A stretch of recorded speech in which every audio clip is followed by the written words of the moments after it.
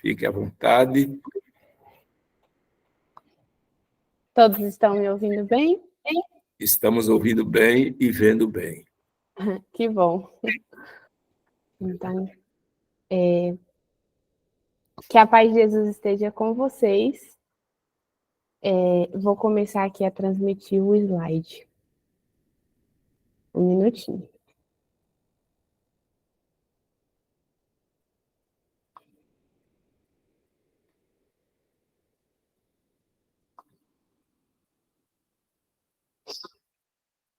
Bom, eu estou muito feliz de estar com vocês essa manhã aqui. Eu fiquei muito grata de ter recebido esse convite. E quando eu recebi o convite, já logo veio um tema na minha mente, mas eu tive muita dificuldade de expressar e organizar esse tema em um sermão. Então eu orei a Deus e eu vi Deus conduzindo cada parte desse sermão a ser feito. Então eu creio que foi Ele que preparou esse sermão aqui. E esse tema eu vejo que é muito importante para nós cristãos hoje, né? Antes de começar, vamos fazer uma breve oração. Oremos. Querido Deus, amado Pai, muito obrigado, Senhor, por mais um dia de vida. Obrigado, Pai, porque a sua misericórdia se renova a cada manhã, porque o Senhor está conosco aqui hoje, porque o Senhor diz na tua palavra que quando 2 ou mais estão reunidos em teu nome, o Senhor estará entre eles. Então nós cremos, Pai, que o Senhor está aqui conosco. Obrigado porque o Senhor nos protege. Eu peço, Pai, para que o Senhor traga a tua bênção sobre essa palavra, que o Senhor possa falar através de mim, que eu seja apenas um instrumento em tuas mãos. E também, Pai, peço para que as pessoas que estejam ouvindo recebam o teu Santo Espírito, para que possamos entender essa palavra da melhor maneira possível e essa palavra esteja guardada em nosso coração também. Em nome de Jesus nós oramos. Amém. Amém. Bom, então o tema é o medo de desviar-se. Muitos cristãos têm um medo de não conseguir perseverar até o fim na caminhada cristã. Ou então sabem que são inconstantes, sabem dos seus defeitos e temem essa própria inconstância. E é sobre isso que eu quero falar com vocês hoje. Para explicar melhor esse tema, eu dividi em 3 perguntas, que serão respondidas ao longo do sermão. A primeira pergunta é: será que esse medo é bom? Qual é a raiz desse medo? E quais consequências esse medo pode gerar? Bom, indo para a primeira pergunta, eu gostaria de ler o primeiro texto, que está em 1 João 4,18. Vamos abrir a nossa Bíblia em 1 João.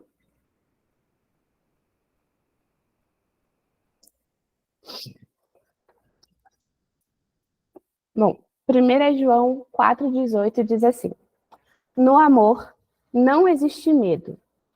Antes, o perfeito amor lança fora o medo. Ora, o medo produz tormento. Logo, aquele que teme não é aperfeiçoado no amor. E o próximo texto está em Romanos 8,15. Vamos ler. Romanos 8,15. Porque não recebeste o espírito de escravidão para viverdes outra vez atemorizados, mas recebeste o espírito de adoção, baseados no qual clamamos Abba, Pai. Bom, eu poderia continuar lendo vários versos, pois existem inúmeros versos que trazem essa mesma ideia na Bíblia. Inclusive, eu queria fazer uma pergunta para vocês. Vocês sabem quantas vezes a expressão não temas aparece na Bíblia? A expressão não temas aparece 366 vezes. Você pode ler uma expressão por dia, que mesmo se for ano bissexto, não vai se repetir.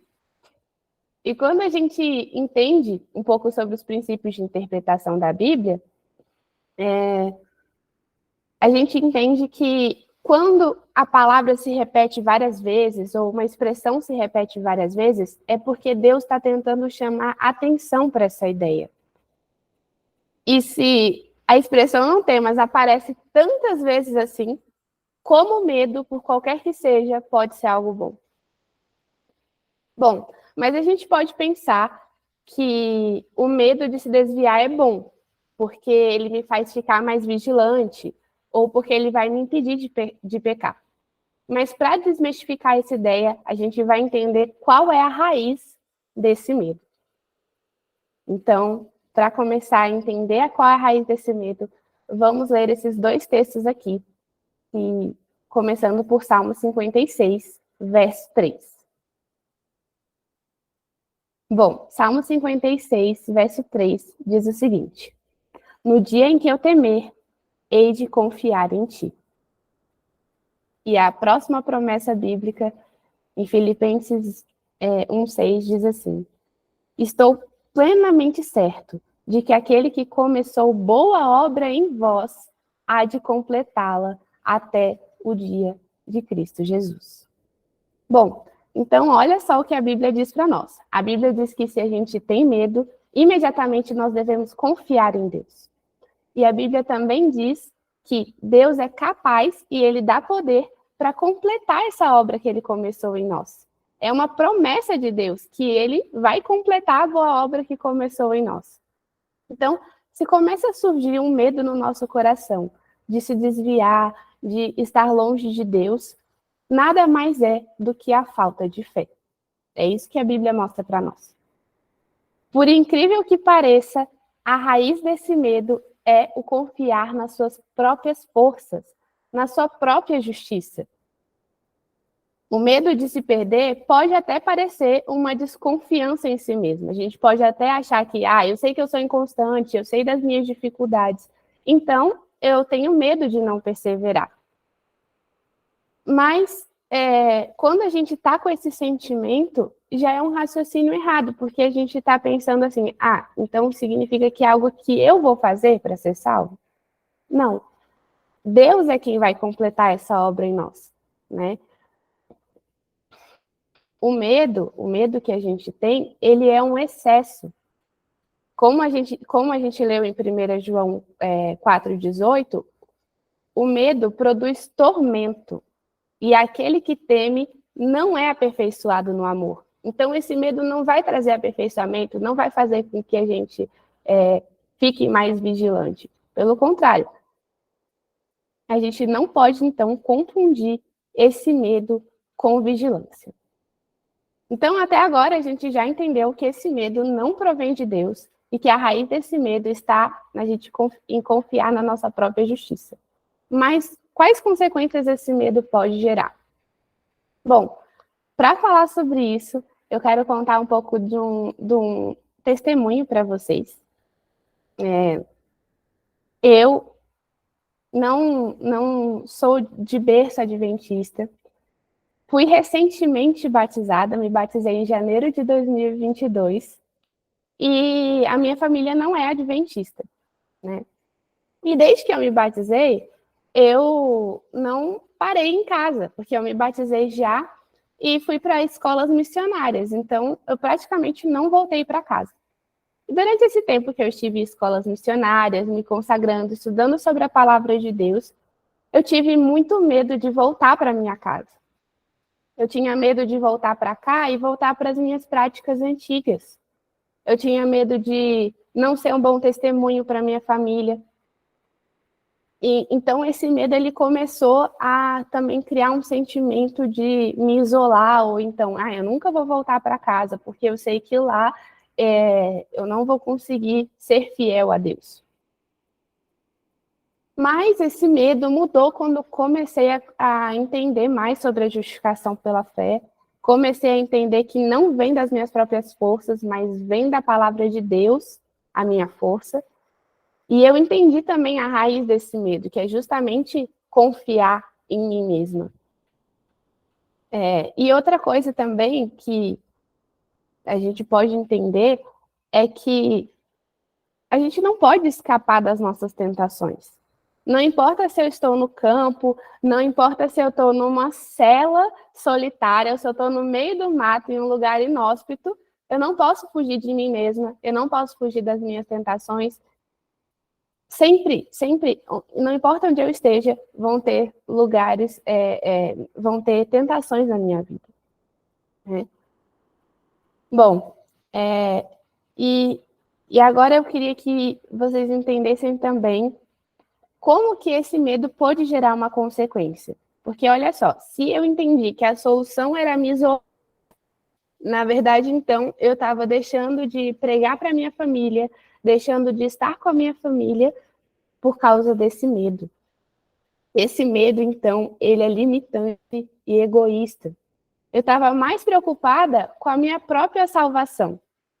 E esse é um dos maiores perigos de ter esse medo. Você se preocupar de forma egoísta com a sua própria salvação. E, biblicamente, os fiéis se preocupam mais com a salvação do próximo do que com a própria salvação. E eu trouxe 2 exemplos para a gente ver isso. O primeiro está em Êxodo 32, que foi quando Moisés disse, risca-me do livro. E vamos ler aqui. Assim tornou Moisés ao Senhor e disse, ora, este povo pecou pecado grande, fazendo para si deuses de ouro. Agora, pois, perdoa o seu pecado. Se não, risca-me, peço-te, do teu livro que tens escrito. Então, Moisés estava mais preocupado com a salvação dos hebreus do que com a sua própria salvação. E eu trouxe outro exemplo, que é o exemplo de Paulo, que está lá em Romanos 9, no verso 2 e 3, que diz assim, tenho grande tristeza e contínua dor no meu coração, porque eu mesmo poderia desejar ser separado de Cristo por amor de meus irmãos, que são meus parentes segundo a carne. Então, Paulo, ele estava falando isso aqui para os judeus, né, porque ele estava preocupado com a salvação dos judeus. E ele disse que se isso fosse ajudar na salvação deles, ele poderia até mesmo ser separado de Cristo. Olha só, irmãos, como os fiéis estão mais preocupados realmente com a salvação do nosso próximo, e não com a própria salvação. E eu entendi que esse medo ele estava realmente me limitando a algumas coisas, inclusive seguir ordens bíblicas, porque Jesus disse que nós somos a luz do mundo. Olha só, vós sois a luz do mundo. Não se pode esconder a cidade edificada sobre um monte. Então, se realmente estamos com o coração entregue a Cristo, Deus espera que nós sejamos testemunhas vivas, que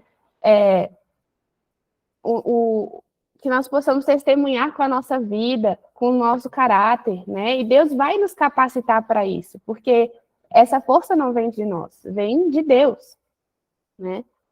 E quando a gente confia na nossa própria justiça, na verdade a gente está agindo como os fariseus agiam, né? E era assim exatamente que eu estava agindo. E eu queria destrinchar um pouco melhor isso, a diferença entre a mentalidade farisaica e a mentalidade de Jesus nesse aspecto. Bom, para isso, eu queria que a gente lesse aqui Marcos 7, do versículo 1 ao 5. Olha só. E reuniram-se em volta dele os fariseus e alguns dos escribas que tinham vindo de Jerusalém. E vendo que alguns dos seus discípulos comiam pão com as mãos impuras, isto é, por lavar, os repreendiam. Porque os fariseus e todos os judeus, conservando a tradição dos antigos, não comem sem lavar as mãos muitas vezes. E quando voltam do mercado, se não se lavarem, não comem. E muitas outras coisas há que receberam para observar, como lavar os copos, os jarros, os vasos de metal e as camas. Depois, perguntaram-lhe os fariseus e os escribas, por que não andam os teus discípulos conforme a tradição dos antigos, mas comem com as mãos por lavar? Bom, nesse verso aqui, Marcos está explanando como os fariseus tinham essa tradição, que não é da palavra de Deus, é uma tradição humana, de lavar as mãos, ou lavar vasos de metal, camas, copos, jarros. Eles realmente estavam muito apegados a essa letra da lei, né? Mas o que eu queria focar com vocês era o seguinte aqui. Bom, na praça pública, os judeus eles poderiam entrar em contato com os gentios ritualmente impuros e suas mercadorias, que não seguiam as leis cerimoniais ou as tradições desenvolvidas em torno delas. Tal contato exigia uma purificação simbólica por meio da lavagem das mãos e dos objetos. Então, eles pensavam o seguinte: quando a gente vai para o mercado, quando a gente vai para a feira, quando a gente vai para a rua, eu estou em contato com uma série de pessoas que eu não conheço, e eles podem estar ritualmente impuros. E para evitar de que eu fique impura, antes de comer, eu vou sempre lavar as mãos. Essa é a mentalidade dos fariseus. Mas olha a diferença entre a mentalidade dos fariseus e a mentalidade de Jesus. Enquanto esses mestres da lei veem a praça como uma fonte de impureza, Jesus vê a praça como um local onde podia trazer a restauração prometida por Deus ao seu povo. Para comprovar isso que Jesus pensava, vamos ler o verso 56 do capítulo 6 de Marcos, que diz assim: e onde quer que entrava, ou em cidade, ou em aldeias, ou no campo, apresentavam os enfermos nas praças e rogavam-lhe que os deixasse tocar, ao menos na orla de suas vestes, e todos que lhe tocavam saravam. Bom, então, Jesus, ele via a praça, a cidade, como um lugar onde encontrar almas para salvar. Já os fariseus viam a cidade como um lugar de impureza, um lugar de pecado. E quando a gente está com esse medo de se desviar, a tendência é pensarmos como os fariseus. Olhar para a cidade, olhar para, enfim, lugares tradicionais da cidade, como o mercado, como uma carpintaria, enfim. E olhar esse lugar como um lugar de pecado. Mas a mentalidade de Jesus é olhar para esse lugar como um lugar de almas sedentas para salvar. E vamos continuar aqui. Olha só o que Jesus pede para nós. Ide por todo mundo, pregai o evangelho a toda criatura. É isso que Deus pede para nós. E quando nós estamos com esse medo de se desviar e nos separamos em uma bolha, achando que para fugir da tentação, nós não estamos cumprindo o que Deus pede para nós, que é pregar o evangelho a toda criatura, ir para o mundo e pregar o evangelho, né? Então, irmãos, eu queria falar um pouquinho sobre essa questão, que o serviço pessoal é o trabalho missionário mais elevado. O que eu entendi com essa questão do meu medo, do medo de voltar para casa,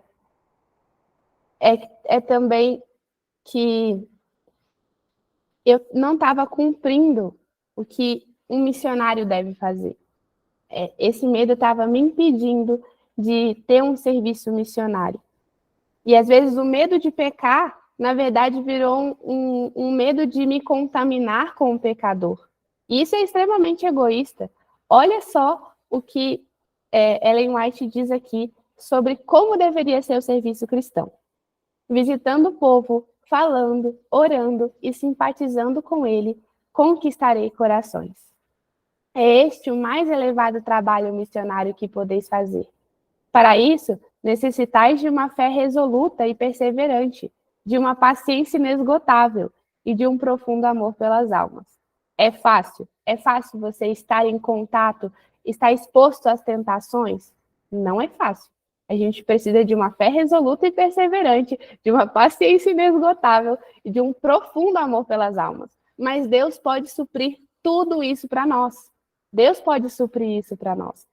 E eu entendi também o seguinte, que muitas vezes o trabalho missionário, a forma com que eu tinha feito as coisas, não estava sendo o ideal. Às vezes a gente está só preocupado em entregar um livro, mas olha só o que Ellen White diz, que o serviço pessoal é o trabalho missionário mais elevado, né? Não que entregar um livro não seja um trabalho missionário eficiente, mas ele pode ser ainda mais eficiente se nós entramos em contato com as pessoas. Olha só como Jesus agia. Eu acho esse texto aqui maravilhoso. Jesus via em cada pessoa alguém a quem devia ser feito o chamado para o seu reino. Aproximava-se do coração do povo, misturando-se com ele como alguém que lhe desejava o bem-estar. Procurava-o nas ruas públicas, nas casas particulares, nos barcos, na sinagoga, às margens do lago e nas festas nupciais. Ia-lhe ao encontro em suas ocupações diárias e manifestava interesse em seus negócios seculares. Levava suas instruções às famílias, pondo-as assim no próprio lar, sob a influência de sua divina presença. A poderosa simpatia pessoal que dele procedia conquistava os corações. Olha só como Jesus agia. Ele ia de encontro ao pecador, ele inclusive falava manifestava interesse sobre negócios seculares. Às vezes eu imagino, né, que Jesus poderia ir, por exemplo, numa carpintaria, já que ele era carpinteiro, e ele falava sobre como tratar a madeira, até depois ele conquistar o coração dessa pessoa e falar sobre o evangelho, falar sobre a palavra de Deus. E é assim que nós, como discípulos de Jesus, deveríamos agir, né? Olha só também o que esse verso diz, que não devemos esperar que as pessoas venham a nós. Precisamos procurá-las onde estiverem. Quando a palavra é pregada do púlpito, o trabalho apenas começou. Há multidões que nunca serão alcançadas pelo evangelho se ele não lhe for levado. Bom, então, irmãos, eu entendi o seguinte, que esse medo, ele estava me impedindo de levar o evangelho como deveria ser levado. O medo de me contaminar, o medo de pecar, fez com que eu me preocupasse de maneira egoísta com a minha própria salvação e tivesse medo de estar em contato com as tentações do mundo ou em contato com as tentações que eu tenho dentro da minha casa. E eu creio sim que nós devemos ser vigilantes e que nós precisamos realmente vigiar, né? Mas nós não devemos temer, porque Deus, ele nos capacita. Se Deus tem um chamado para você, ele vai te capacitar para conseguir pregar, para conseguir te fortalecer, para te fazer constante se você é inconstante, né? E uma coisa também que eu refleti muito sobre isso, eu não sei se vocês já leram sobre a história dos valdenses, né, no Grande Conflito, mas os valdenses, eles educavam os filhos deles para irem para a faculdade, né? Eu achei isso incrível, porque eles treinavam toda a adolescência, a infância e a adolescência dos filhos para que eles possam ser fiéis à palavra de Deus, para que eles possam ir para a faculdade pregar o evangelho.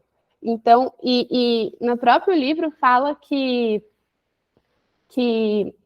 essas pessoas estariam em contato com as tentações na faculdade, mas eles foram treinados para isso. Então, que nós possamos ser treinados por Jesus para ir para cidades, pregar, para falar sobre o evangelho e perder esse medo de nos perder, né? De nos desviar.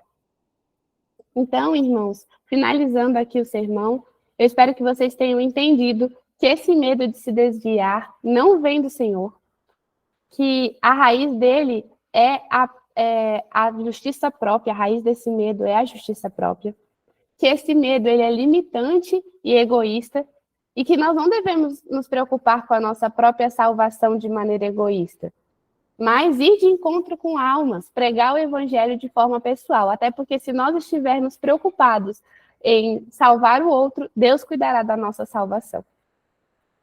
E o que eu quero dizer para vocês hoje é, não alimente esse medo, converta esse medo em dependência divina. Se você tem esse medo, eu tenho medo de me perder, eu sou uma pessoa inconstante, eu tenho essa dificuldade, ore em dobro e peça constância a Deus, peça perseverança a Deus, porque Ele vai lhe dar.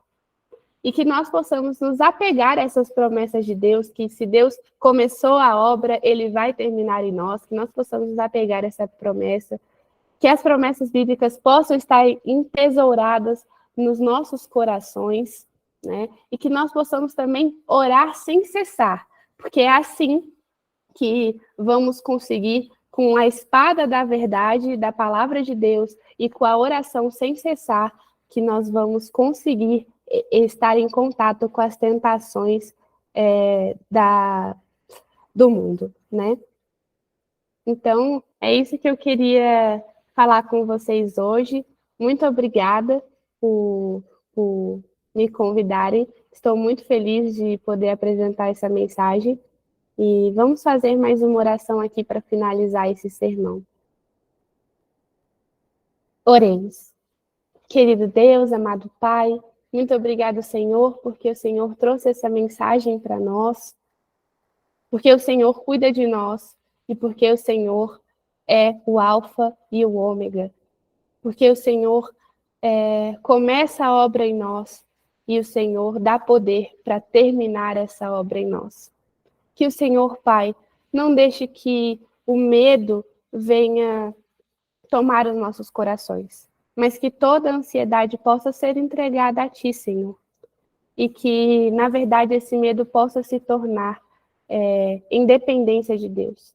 Que nós possamos entender a nossa necessidade de estar em íntimo contato com o Senhor, Pai. Porque sem Ti, nada podemos fazer, Senhor. Então, que o Senhor coloque esse senso de necessidade em nossos corações todos os dias, Senhor. Que nós possamos entender que dependemos de Ti a cada minuto. Que sem Ti não conseguiremos nem sequer respirar, Senhor. Então, que a oração possa ser a respiração da nossa alma, Pai. Que nós possamos orar sem cessar, estar em íntimo contato com o Senhor e depender inteiramente de Ti. É isso que nós te pedimos, em nome de Jesus Cristo. Amém. Amém, amém, amém. Glória a Deus. Louvado seja Deus. Glória a Deus.